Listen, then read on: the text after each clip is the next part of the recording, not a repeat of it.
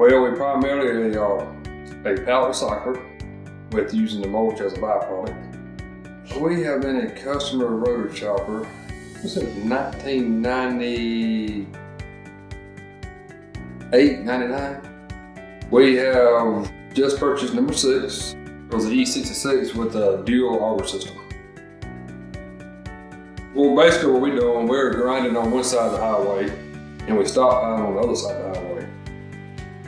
As the scrap material comes out of the plant, and we're taking these wheel loaders and we're grinding through an 1.5-inch screen, which when it comes out of the grinder, the product's done, there's no metal because it just can't get past the 2 magnets. And we load the trailers with the auger system. Then we're taking the trailers across the road and we stockpile for spring and it's ready for, make a mulch bed. So I'm excited about RotoLink. It communicates with me if it's time to check teeth. It keeps us on top of things before we do have breakdowns. How I deal with the factory directly is a huge deal to us.